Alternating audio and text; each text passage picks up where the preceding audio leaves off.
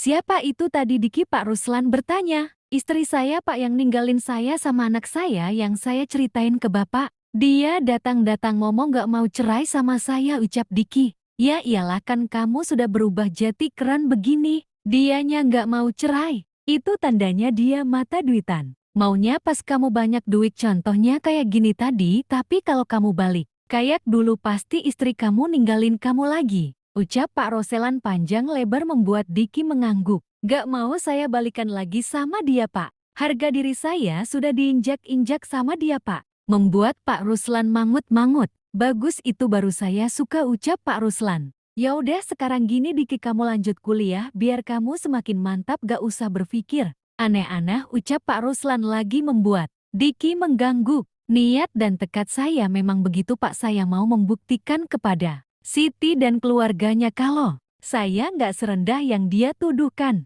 ucap Diki kepada Pak Ruslan. Lah gini dong, baru laki-laki yang nggak selalu bucin terus bisa membedakan mana harga diri dan cinta, ucap Pak Ruslan. Di sisi lain, di kantor Potter lagi kebingungan dengan pekerjaannya yang berbeda dari yang tadi dia kerjakan. Diki kemana sih kok belum balik-balik? Aku nggak paham. Potter kebingungan sendiri sambil berusaha memahami isi kertas di depannya. Tiba-tiba Diki dan Pak Roselan datang. Potter yang melihat Diki datang langsung memanggil. Diki panggil Potter. Diki pun menoleh ke arah Potter. Pak, saya ke sana sebentar ya, ucap Diki kepada Pak Ruslan yang dibalas anggukan oleh Pak Roselan. Diki pun menghampiri Potter. Kenapa Ter, ada masalah? Ini bantuin dulu, aku nggak paham yang ini. Diki pun mengambil kertas Potter dan memahaminya. Setelah Diki paham, Diki pun menggajari Potter. Udah gitu caranya, oke. Terima kasih banyak Dik, ucap Potter yang dibalas anggukan oleh Diki. Kalau begitu aku naik ke atas dulu ya Tar. Oke siap, terima kasih ya kawanku, ucap Potter kepada Diki. Diki pun bergegas naik ke atas. Bukan hal yang mudah sebenarnya bagi Diki bekerja jadi sekretaris Pak Ruslan.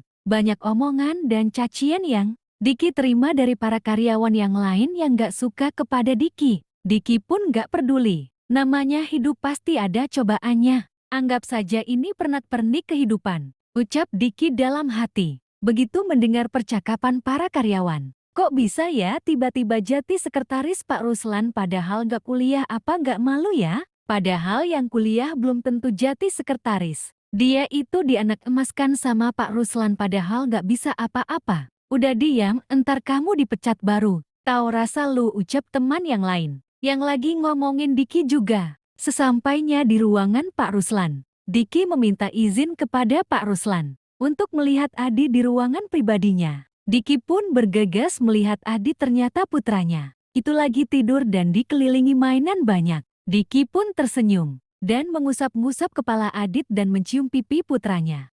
Cepat besar ya nak, biar kita bisa bermain dan juga bisa ngobrol. Membuat Adit menggeliat, Syah tidur lagi ya nak, ayah ganggu ya. Diki pun mencium pipi Adit lagi, ayah lanjut kerja dulu ya nak. Jangan nakal ya sama Buk Wulan. Perkembangan Adit sangat sehat apalagi gizinya terpenuhi. Buk Wulan menjaga Adit dengan penuh kasih sayang. Membuat Diki sangat bersyukur. 4 bulan bekerja Diki sudah mahir bahasa Inggris. Dan pekerjaannya sungguh memuaskan membuat Pak Ruslan bangga dan tidak salah pilih. Diki, panggil Pak Ruslan. Diki pun menjawab. Iya Pak, ada apa, tanya Diki. Sekarang pendaftaran mahasiswa baru. Saya daftarin kamu kuliah ya.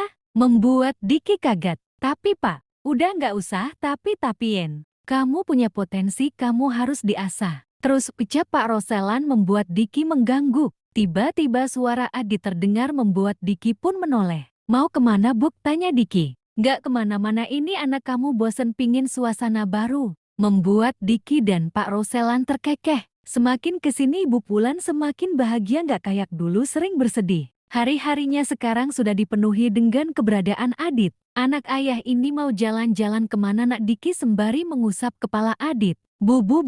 Iya ayah paham kok nak, mau jalan-jalan sama Buk Wulan kan. Mau kemana kamu, Diki tanya. Buk Wulan kok bawa ijazah? Mau daftar kuliah Buk, jawab Diki membuat Buk Wulan kaget.